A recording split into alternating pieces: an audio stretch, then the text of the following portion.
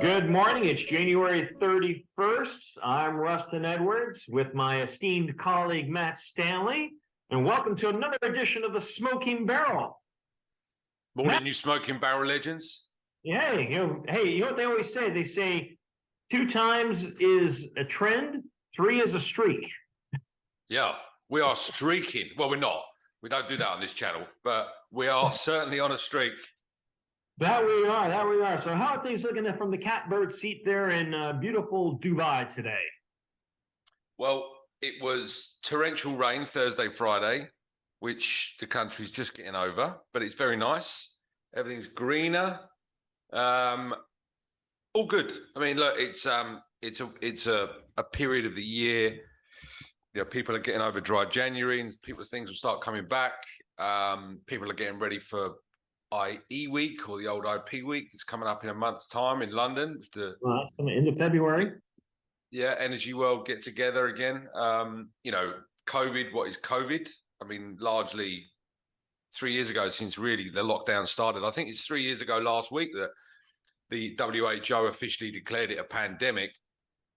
What a crazy 3 years it's been. But no, look, in essence, things getting back on track. I mean, like we said earlier, you know, before we came on air today, the 3 big things: the Fed, OPEC, and then what happens with Chinese data. So I don't know, what's your views on what you think? I mean, I think the one thing that everyone's going to look at, and we'll talk about Russia and on the trade and the embargo on oil products from the 5th of February in a bit, but what's the biggest leader there, you think? China demand? Is it supply regarding OPEC, or is it what happens with the Fed? Well, I think OPEC plus. Let's take the small fruit off the table. OPEC plus. Yeah, the JMCC is meeting tomorrow. I think that's just let's say a formality meeting more than anything else. They're going to look at everything. And they put out their annual or their monthly oil report. The IEA and the EIA have all done theirs. EIEIO.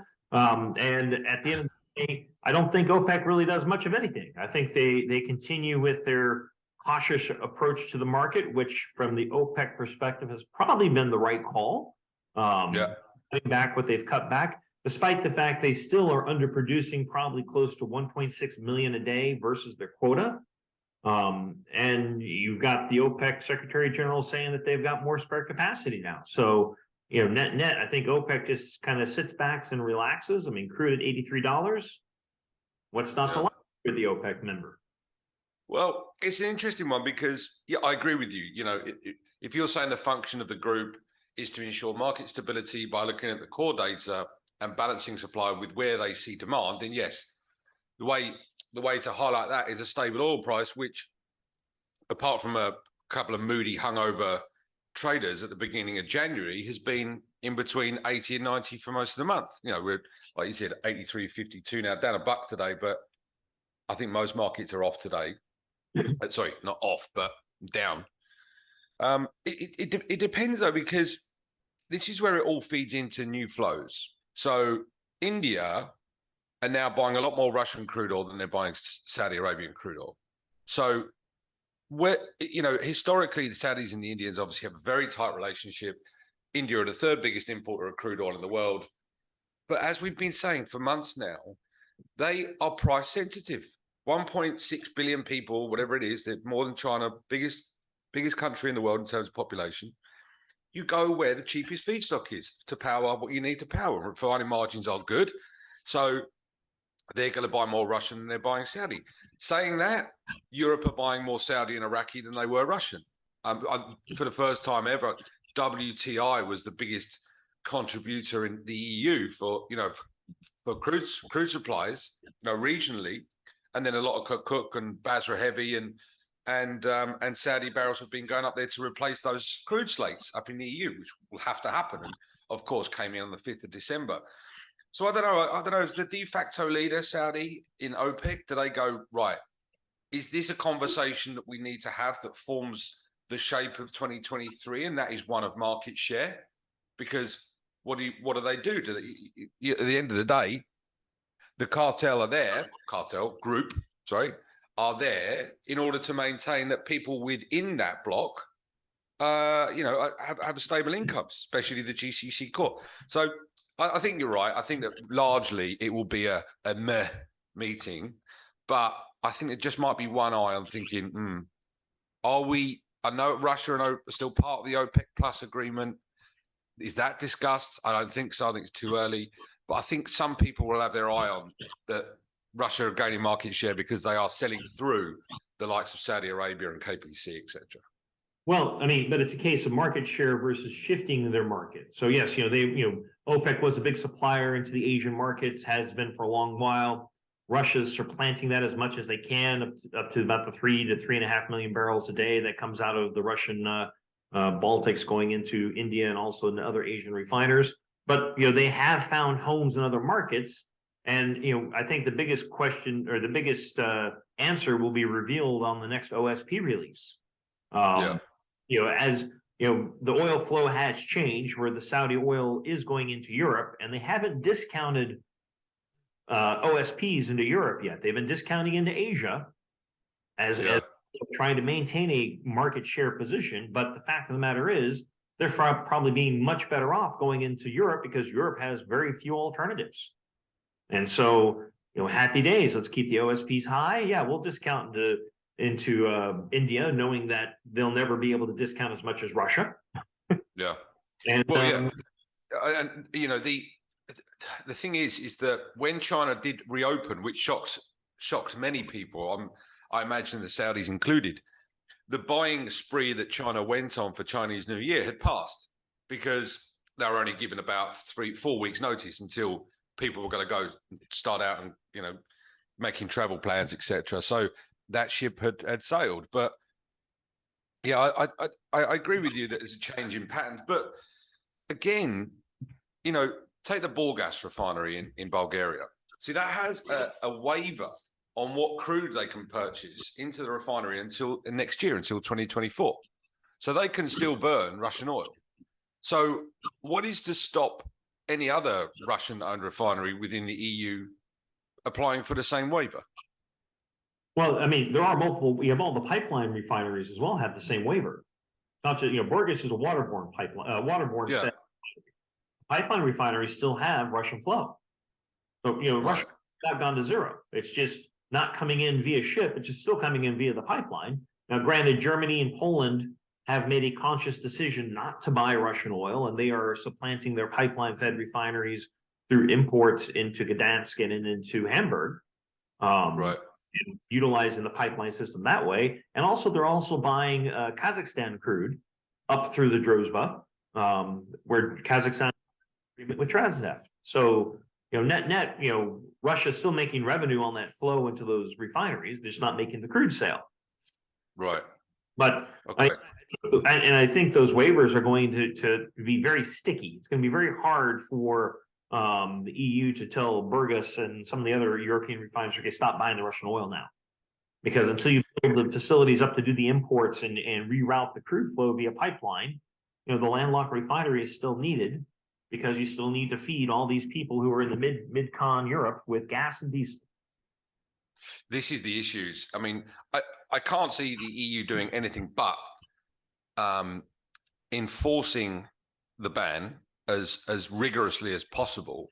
But you're right, practically, if it's impossible for an infrastructure basis to not replace that flow, and then a country could more or less shut down in the middle of winter, it's an impossible situation for that country, so they won't do it.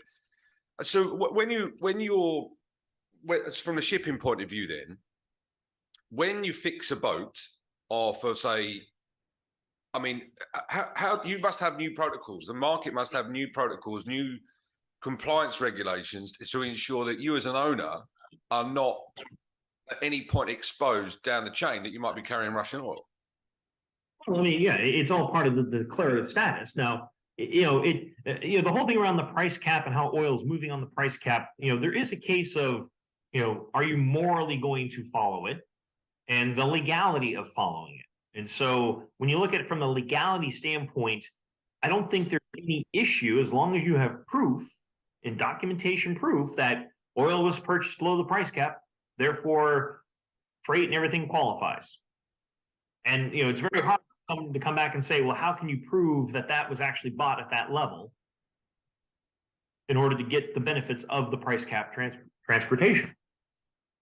So because trading something under the price cap, I'm going to say is I call it a non-declarative action. You don't make a declaration prior to loading in Russia that, oh, I'm doing this under a price cap. It's kind of, you go, you load, you prove to your service providers that, yes, I'm doing this as a price cap trade. Here is my documentation to prove what I bought the oil at. And therefore I'm under the price cap. I qualify. Have a nice day. But you as an EU country, though, you still, regardless of price cap or no price cap, you still can't buy the oil anyway, right? Yeah, you can, but at least you can use the EU services. You can use the P&I club. You can use the bank. You can use the shipping company. So you can use services because you're transacting under the price cap. I mean, the whole basis of the price cap was not to freeze the markets. And again, the price cap has worked. Markets are well supplied of oil. More oil you can shake a stick at. Stocks are building when it comes to crude around the world. And so you don't have the shortage that was being predicted back in Q4 because the price cap is working. Ships are moving the oil and the oil is finding homes. Is that why freight came off so heavily in January this year? Well, freight typically comes off in January anyway. That's always kind of like a month because you have the change in the world scale rates and everybody kind of sits back and waits and sees what happens. Freight was coming off in December. If you look at it from tanker, at least from the large tankers, it was lower in December after the price cap came into play. Because again, people realized, okay, the ships are sorted, everything's good to go. And now we're, kind of in an, I'm going to say upward trending market, but it's not, going gangbusters like it was in November and October. I mean, so it is still a very nice market if you're a tanker owner. Right. At least from the large side tanker owner. If you're a smaller tanker owner, I think there will be a day in the sun that's going to happen once the price cap regime on products is known, and people can then balance out their trade books and figure out how that is all going to fit within the framework of the world's supply and demand needs. Yeah, I mean, I agree with you. It's seasonality, but I mean, it's quite exaggerated. But markets have been exaggerating the last 3 years based on what's happened. COVID, big freezes, refineries down, strikes. It's been pretty grim. It's like going back 100 years. But essentially, it should be somewhat expected. But I think what we've been discussing about what will happen when it comes to the product side, which is the one thing that the market is, the crude was always going to find its way because that whole balancing would have come back in. People who are net importers, like I mentioned earlier on, India, they would obviously take more market share of that particular barrel than they would someone else because it's cheaper. But the products, I'm not so sure what happens, especially naphtha, because it's not the light naphtha, the petchem feedstocks, because those cracks are still weak, but it's the heavier fuel oil. And a guy of ours wrote an excellent piece last week, just 90% of Russian fuel oil is heavy, which goes into the gasoline blending part of the barrel. What happens there? Is there a new blend hub outside EU waters that forms itself? I think this is what people are waiting for. Well, naphtha, I've been saying that naphtha is the critical path method or what they need to figure out to do with, because naphtha is the one biggest issue. I mean, I think net, you probably get a cut in refinery runs inside of Russia of about 300,000 barrels a day, maybe even 400,000 barrels a day, because it's easier to export crude than it will be all the products, because the crude goes on homogeneous ships. And so to put that incremental barrel out there, they'll probably have a much easier chance finding a home for that versus finding a home for each of the individual products. I mean, I see, the heavy naphtha is their biggest problem. Even the light naphtha is a problem because, petchem margins are terrible. And they need their own petchem systems inside of Russia with their own light naphtha, so they can hopefully find a home for it there. But the heavy naphtha, which makes up, as you said, 60 to 80% of their exports of naphtha, is the biggest question mark. They can dose their own internal gasoline and make it suboptimal.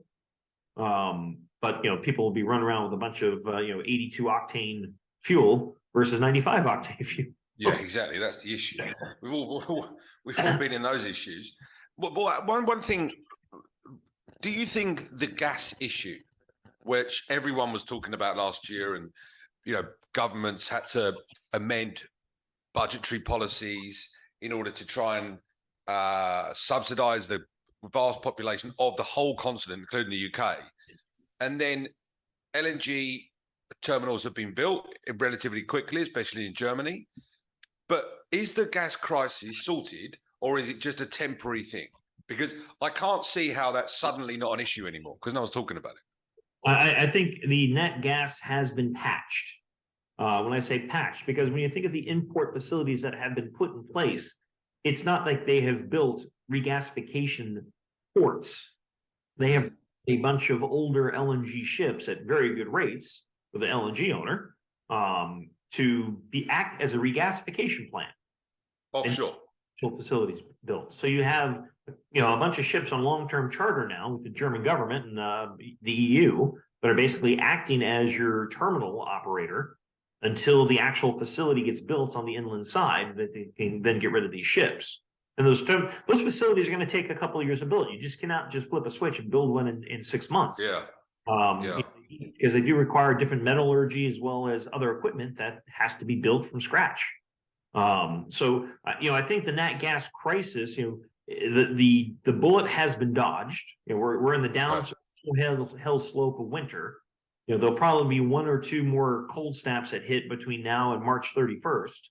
But for the most part, Europe has gone through unscathed, and we've come out in a much stronger position than I think everybody's realized. I mean, you look at both on nat gas and gas oil. I mean, gas oil stocks are in a good position, much better than they were going into the winter, which people can attribute that to the high imports out of Russian gas oil. But that Russian gas oil was coming into Europe anyway, even before. It's the fact that there was enough that was done with the governments and curtailing demand, and enough people understood they had to do their part, that we ended up actually in a much stronger position, on top of the fact we had a very warm winter so far. And so all those factors coming together have left Europe in a much stronger position energy-wise than where it was, which is part of the reason why I think the IMF increased the economic outlook for the EU, because the energy crisis is not as acute as it was at this time last year. Yeah. Well, that leads us on, it's a nice little segue there, Edwards. Good work there. That leads us on to what the Fed do. I mean, I know we've been banging a recession drum. I know you have. I mean, I was doing it this morning. Yeah, I know you were. I think that recession is largely priced in now. I think the Fed was the wider sort of forecast for what they're going to do is another 25 basis points, but it's all about the rhetoric around what Powell says, because I know he's under pressure from certain FOMC members, but they seem to put him under pressure whether he's doing the right thing or the wrong thing. So I'm largely dismissing that. But yeah, I mean, the IMF forecast that came out this morning was pretty bullish, actually. It says that the US... I wouldn't call it bullish. It was less pessimistic from their October forecast. Tomato, mate. All right, so tomato. But it's in essence... Sub 3% global growth. Yeah, but look, it's compared to what everyone was saying, where it's like, the cost of living crisis. I mean, unfortunately, the only people who are going through it are the people in the UK. The only economy that's expected to shrink in that, because if you look at the inflation, if you look at the inflation numbers, they're still elevated around the world. I mean, say that everybody's dismissing recessionary inputs, what have you. I think people are trying to get ahead of the curve, and I think there's still a lot more that has to be sorted out. I mean, when you look at the recent releases on PPI numbers, Italian PPI at 31.7% for the year 2022. I mean, that's a lot of price increase that gets passed on to the end consumer. German GDP was negative in Q4, not positive. I mean, Germany is always considered the economic engine of Europe. And if that is, even with the lowering of energy prices, still turned out a negative GDP number for the quarter, that's not selling that everything's in a hunky-dory position. You still have inflation sitting around 6.5%, 7% in a lot of different countries in the EU. In the United States, it's still up at 6%. And so that inflation horse has not been corralled, and it's still running wild. And then when you start looking at Asia, South Korea's economy is not doing that hot right now. It's actually slowing down. I know, but it's much, the forecasts are not as grim as they were. And, they're predicting growth of 0.9%. I mean, nominal stuff, marginal stuff. But the dynamic of the conversation now is not strap down, lads, hold your hats. We're going in for a really rough ride. I think it's a much softer landing than people were thinking Q4 last year. Well, the crux of their whole entire argument under the IMF is China. And, my own personal thing is I think the world has gotten too bullish on China. Yeah. You can't find a dissenting argument around China. I think everybody's just said, COVID's done with China. Oh my God, we're going to the moon. Everything's coming back. Yeah. There will be an increase in demand in China. I'm not going to say there isn't. However, when I look at dry bulk freight and container freight rates, which I always say freight rates are a good indicator of how well the global economy is doing. When your container rates are still trending lower into negative rate, and dry bulk is also continuing in negative rates. On routes that feed into China, there's no demand yet, or no demand pull from China for raw materials to meet any type of surge in production that's going to goose the world economy up higher. I mean, the IMF says that China and India are going to account for 50% of global growth this year. We've been saying that for 20 years. They better get their act together now if they want to contribute, because they're not contributing yet. And but look, the same issues are there as they were when China, before it went down fully embraced the zero COVID policy. China still had issues in regards to its property sector. We spoke about it last week. Those big underlying issues regarding has their growth phase peaked? They're still very much there. So I agree with you, but if it goes back to pre-COVID levels, the market will take that as a very, very good thing. And so as much as it's growing in terms of demand, I know you said, even you're saying that there will be a spike. I agree that the market cannot be complacent anymore about extended growth of 6-7% in Chinese economy year on year. I think that's just naive. And I think that's a lot why oil prices have been relatively boring for the last 2 or 3 months, considering all the drama that's going on in the world. But yeah, I think when you actually look at the overall oil price over this month, we've actually had a downward trending month. It has not been a upward trending month. So January has actually been a lower month when you look at January 1st versus today, assuming the market holds out. And from a price-wise standpoint, we're around the same price as we were in the highs of 2018. Yeah. Before the market started coming off into the transition into IMO, and then of course we had COVID hit in 2020. But nevertheless, the fundamentals in the market, there is stock builds. Everybody's predicting stock builds for the next 6 months. Yet the market's pricing as if that means nothing. It's future potential that China is going to drive everything forward. And I think that's where the market is getting ahead of itself, trying to get in front of China's potential demand without seeing the actual demand come forward. Yeah. I mean, we've got stocks. Okay. Crude stocks have been building, but we've got core product stocks in the US, 25% lower than the 5-year average. We've got distillate stocks in the EU lower than, I know we spoke about it last week, but we see the trend on product stocks as declining. But again, I think it's too early to opine on that. That's probably one that we'll have to have in a couple of weeks. Once we see that data start coming in to prove, okay, what has happened to China? What is happening to Russian crude oil? Are stocks being drawn? And the question about stocks that I would have is that you start looking at 5-year averages. Well, you had a pretty substantial stock build in 2020. Yeah. COVID. Now, how does that play into that 5-year average to skew everything higher to make that current stock level look, oh my God, it's so much lower?